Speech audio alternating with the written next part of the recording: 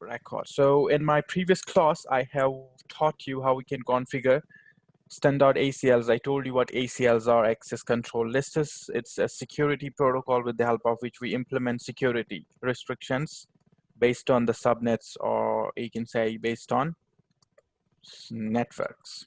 Okay, and I told you there are three types of ACLs: extended, standard, and named. So we are done with standard, and now we are moving towards extended ACLs. Before we go ahead, I'm going to tell you what extended ACLs are.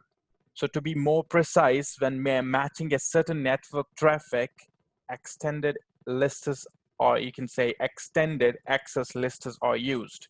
So what are these? So extended access lists are more difficult to configure. Remember this thing. So they are a bit difficult to configure, more difficult to configure in comparison to standard ones. And they also require more processing power, require more processor time than the standard the standard access lists, but they enable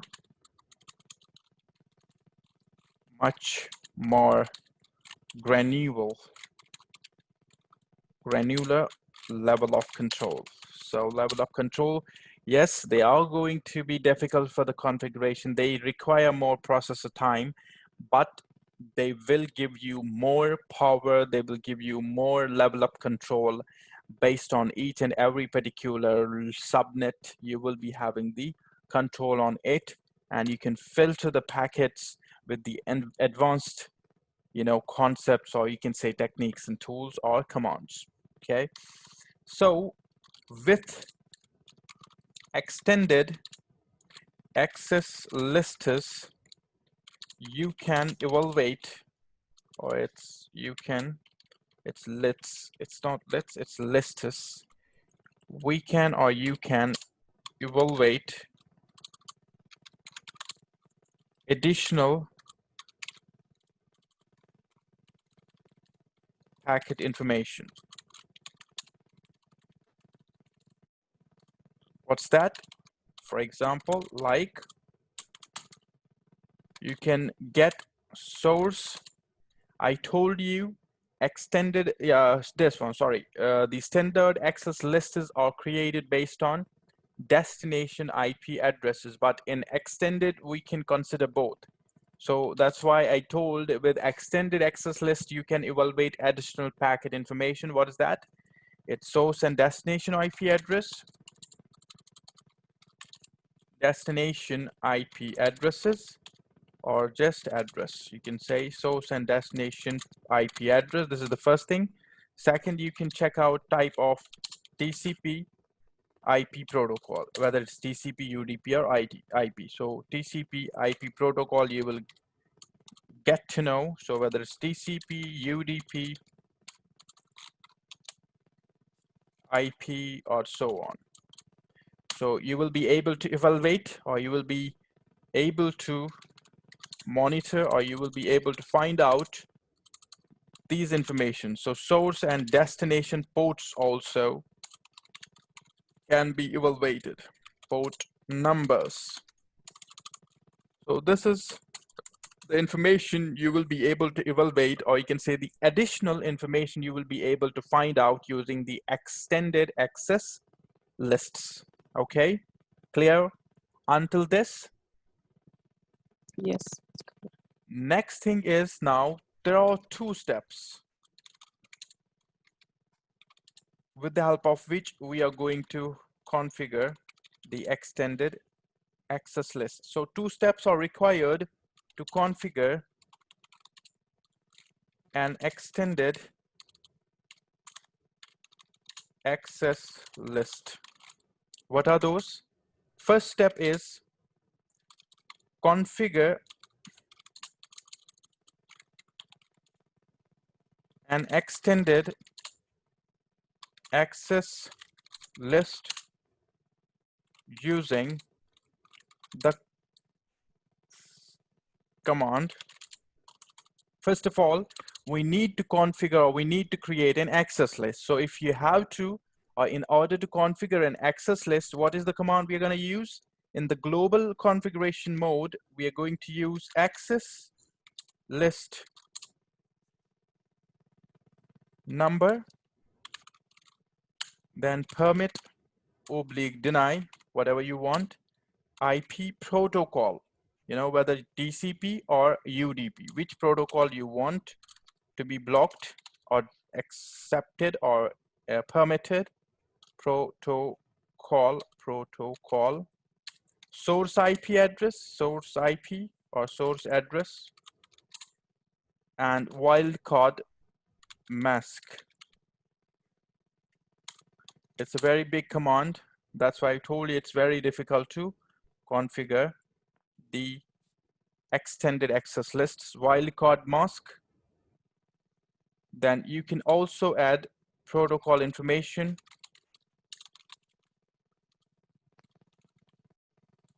and then destination IP address with wildcard mask. So you will have both the options available, source to destination. So destination address and wildcard mask of that address with wildcard mask, and also protocol information.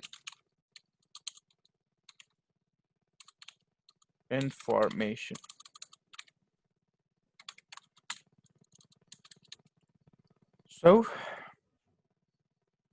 this was the first thing, and second is, this is how do we create or how do we configure extended access list. Second thing is apply an access list to an interface. Always we need to apply an access list, whether it's standard or extended, we need to apply it on or to an interface using the command. We can use the command IP access group, as I've told you, IP access group, and ACL number. What is the number that you have used for the ACL? Then in or out, whether you want in or you want to go out. Mostly we use out because traffic comes out. I mean, in, that means it's reverse of that, out. All right. So you need to note that extended access list numbers are ranging from, as I've told you, you can get it. So 100 to 199 and 2000 to, I have told you already in my previous class, these are the numbers, ACL numbers you can use to configure extended access lists.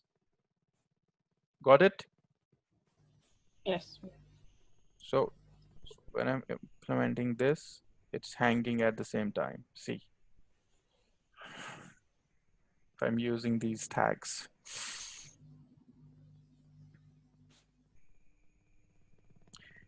And always you will place the extended ACLs as close to the source of the packets that are being evaluated as possible. You see the difference here. In standard access list, you need to apply the ACL to the destination as close as you want it should be to the destination network. But if you talk about extended, it should be as close to source as you want. All right. So you should be more close to source IP addresses than to destination. So that's, the work is totally different in between both these access lists. So standard is more concerned about destination, and extend is more concerned about source. Okay, and we should implement it on the source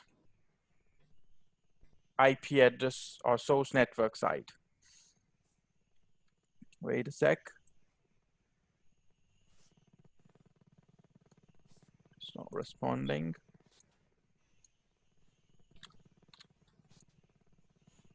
Yep, 22699. Now, to better understand the concept, before we go ahead with the configuration part, yeah, we'll go to configuration part. So the topology that we're going to take, let's go and open our Cisco packet tracer. Where is it? It's here.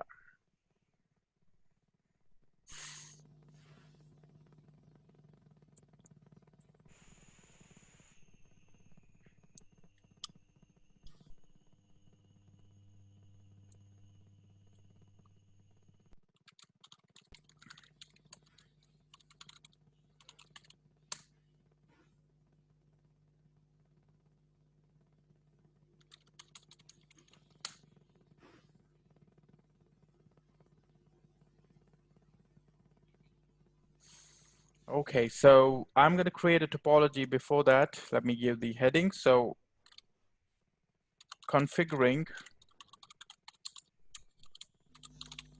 the extended access lists.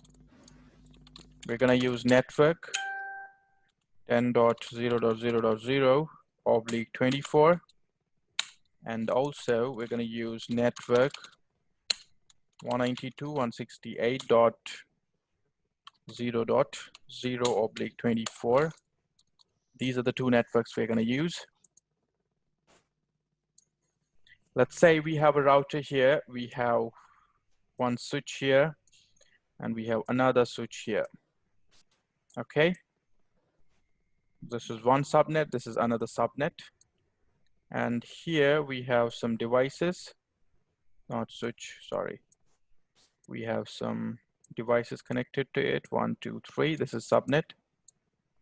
And here we have the servers, storage servers, 1, 2. Then first of all, let's connect them.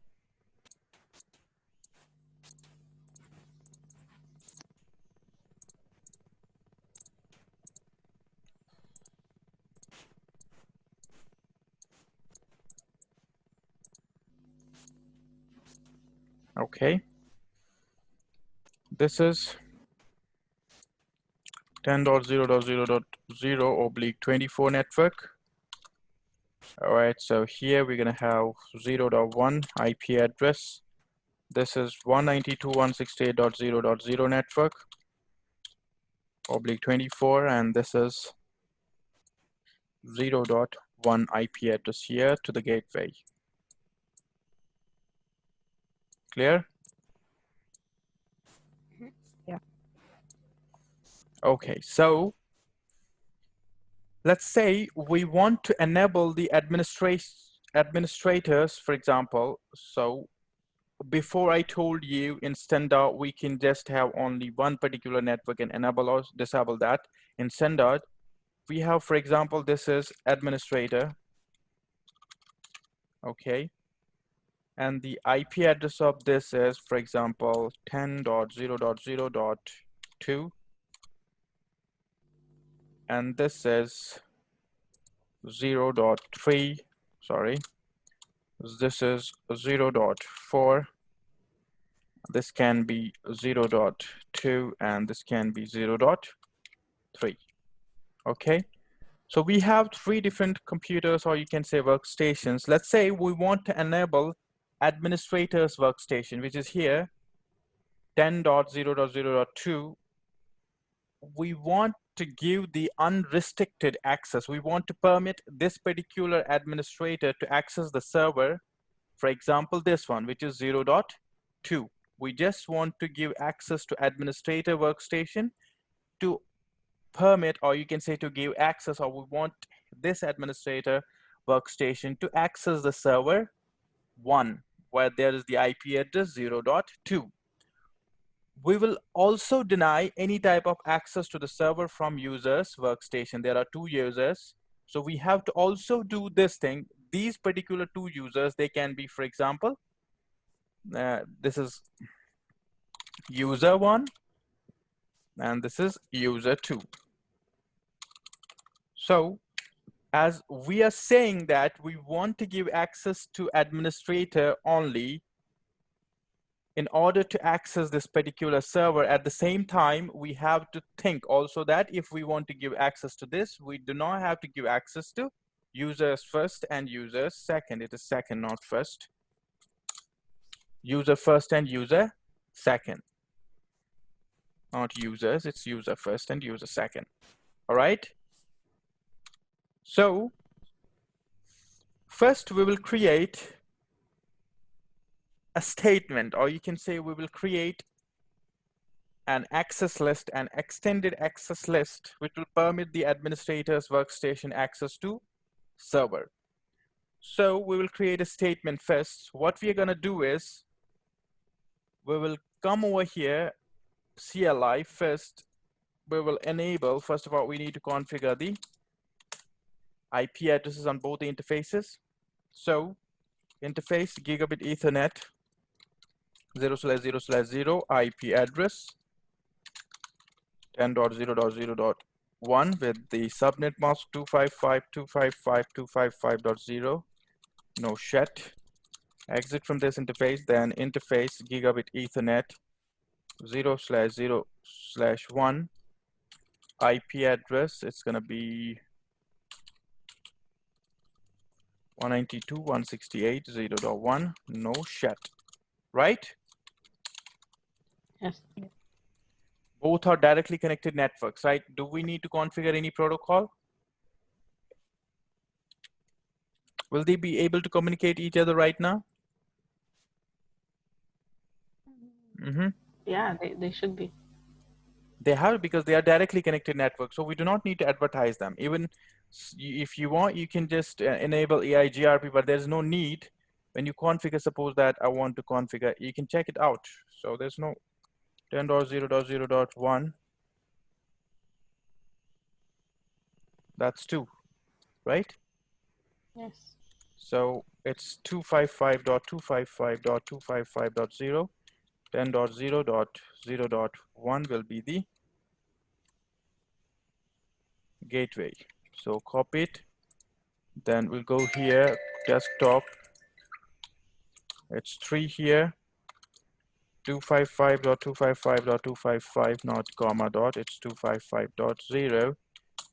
And then gateway. We'll click over here, desktop. 10.4, 255.255.255.0 with the gateway 1.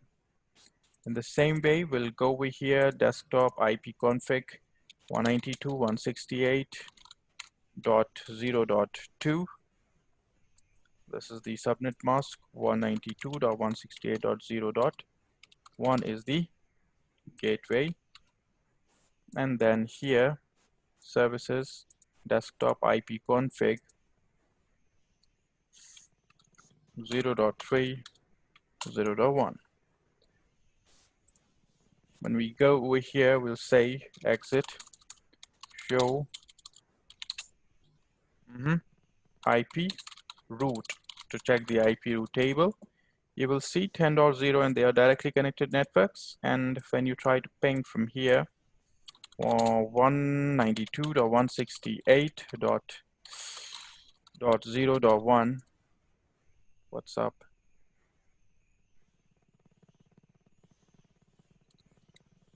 Ping to 192.168.0.2. You're now able to ping. Here we go. So that means we don't need to implement any particular protocol. When there'll be more than one router, you will have to. What is this?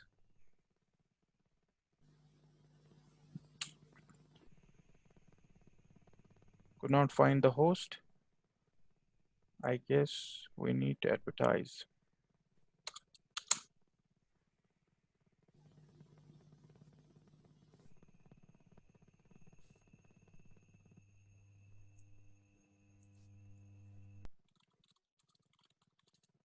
Ping 10.0.0.1. Yep, it's getting the replies. They're directly connected networks, but from this, why it's not working? What's it doing here?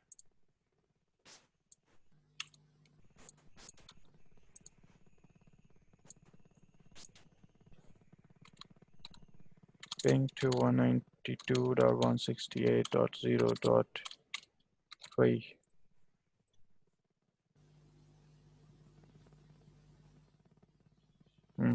Okay, great. So now we'll go to this router. So first of all, now we're going to start creating the access list. So access list, we'll go to config terminal. Access list will start with, if you want to check, you can see access list 1 to 99, 100 to 199. Okay, but so access list, we're going to create 100 and we'll say permit IP, only one IP, not the network, 10.0.0.2, right? Because this is the administrator's account. So IP 10.0.0.2 with the wildcard mask. 0.0.0.255.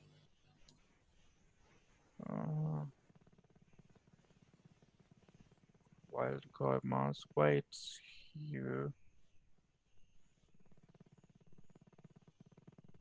0.0.0.0. If we can make it as 0.0.0.0. 0. So you mean the specific computer? Yep. So 10.0.0.0.2, if we give the wildcard mask as all zeros, it's a default root. No, it means this specific computer, only this IP Yeah. address, not the whole network. Yeah, that's what I said. As it is, because we have to give permission, or we have to permit only this particular computer. So that's the source IP address with the specific computer, okay? So then it means it's gonna be 0.0.0.0 and the destination IP address. And it is this one. What's the destination IP address? 192.168. Oh, sorry. Oh. 0.0.0. It's 192.168.0.2, and it's a specific computer. At that time, you need to give the wildcard mask as 0.0.0.0. Okay, so this is the statement, and you can hit enter for it. Next is, now we have to create a statement that will deny the user's workstation access to server.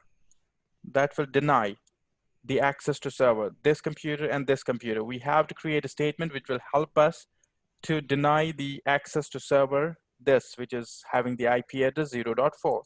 So what we're going to do, we're going to create another access list in the same way. So access list 100, and now instead of permit, we're going to deny IP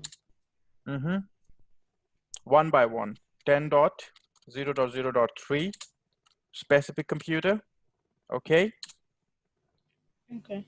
To 192.168 same computer, 168.0.2 specific computer. That means wildcard mask for that is 0.0.0.0. Correct?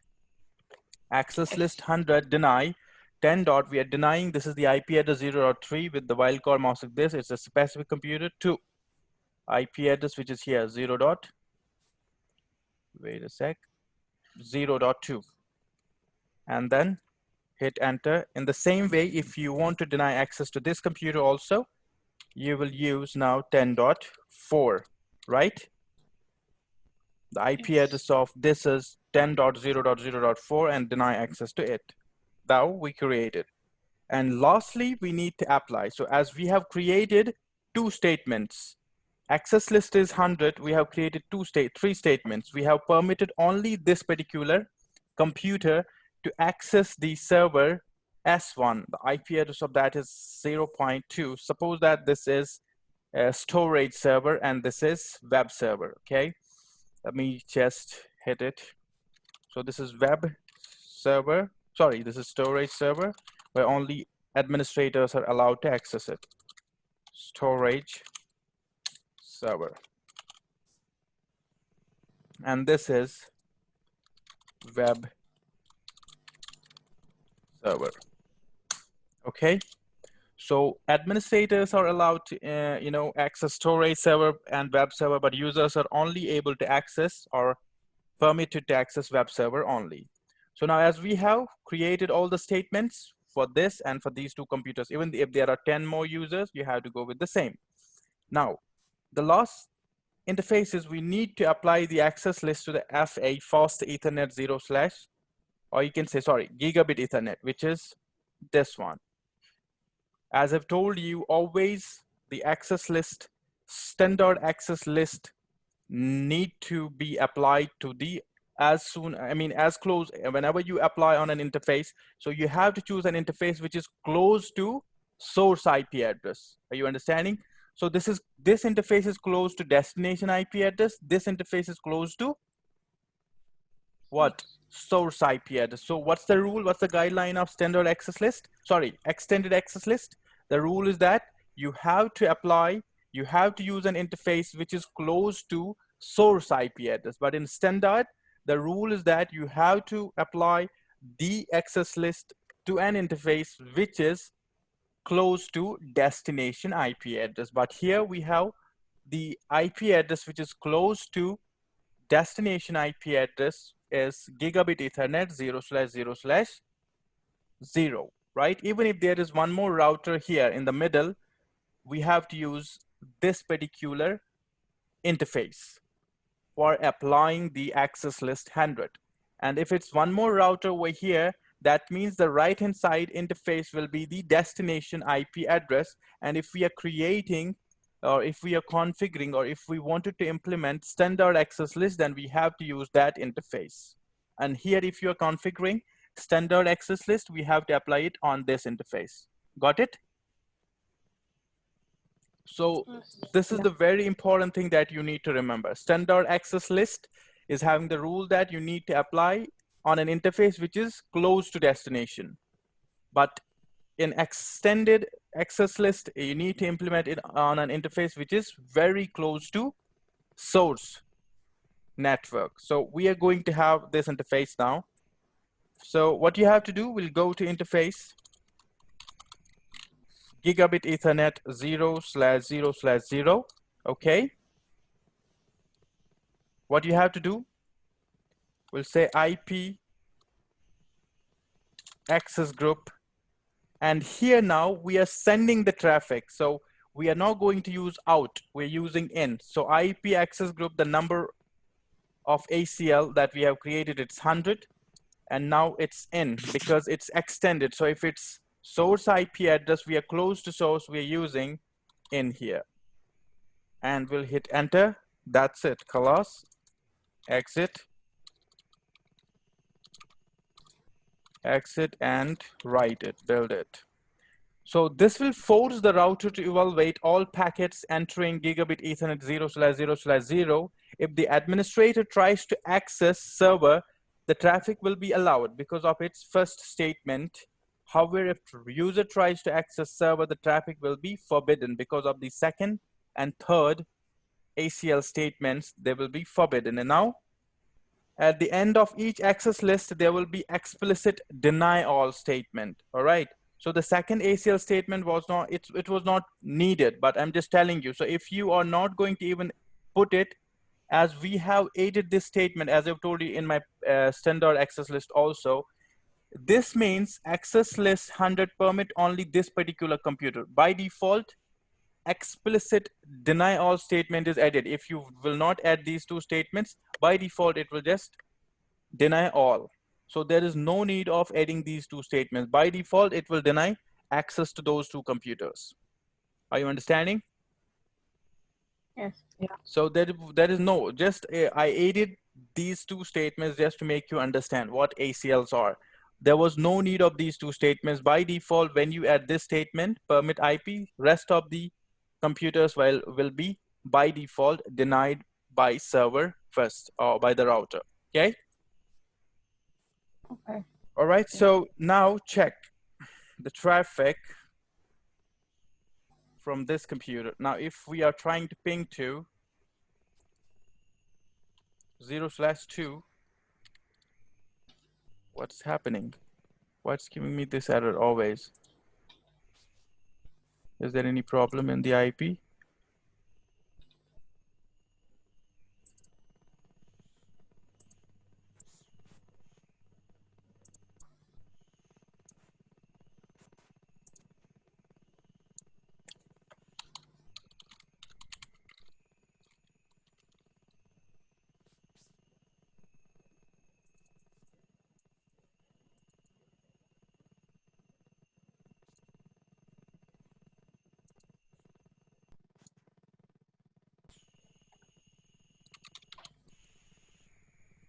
Huh?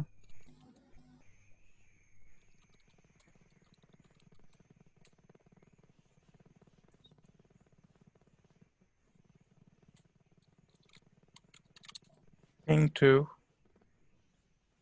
192.168.0.2.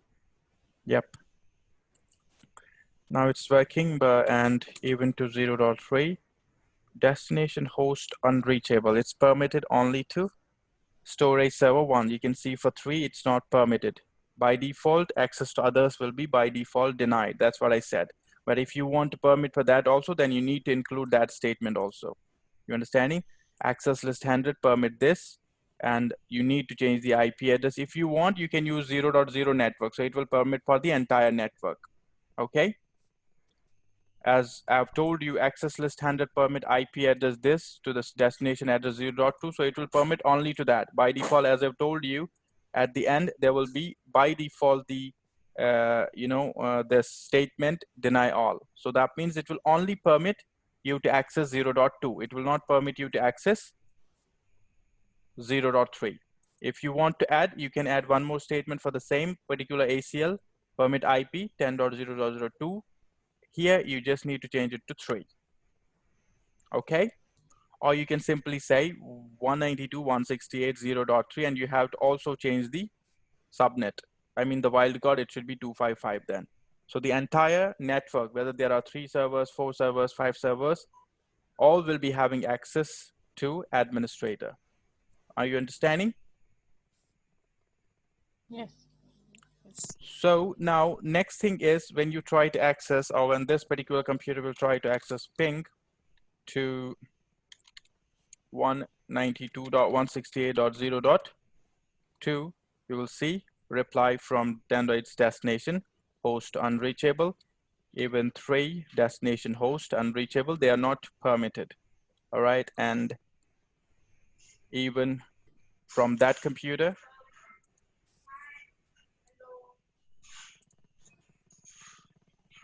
ping to 192.168.10.0.2 destination host unreachable, and both will be unreachable. 3, both are unreachable. Now, this is the topology where we have created, or we have just showed you how we can create extended access list. Now, what is your work for today is I added these particular lists, which I totally, I added these 2 statements, which I totally don't need. So what you're going to do, you're now going to use this link, this particular statement. I want you to configure a topology with extended access list, where you are going to permit only this computer to access both these particular servers. Are you understanding? Yes. And it should not be allowed. So by default, when you permit this network for this particular computer, they will be denied by default. So there is no need to add these particular statements, and you can check the topology, and 100% it should be working. All right. Okay. So that's how do we extend, how do we configure extended access lists. All right. So now try to do it as I've told you. Try to configure it using 2. Now take 2 particular routers and use AIGRP as the configuration protocol, but make sure that you're going to access it, or you're going to apply it to the nearest interface, which is nearest to source on this side. Okay, remember these points and try to go through it. You have half an hour, and then you can take a break, and then we'll start this one. Name it ACLs. They are very simple to configure, and you can name an ACL. All right? Okay. Try to do it. If you take 15 minutes and just give me a message, we are done, and I will start again the class.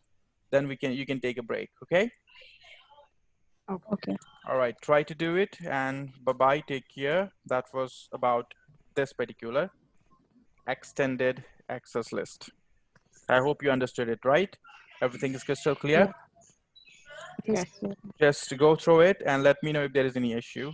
Go through the guidelines that I have told you. Bye-bye. Bye.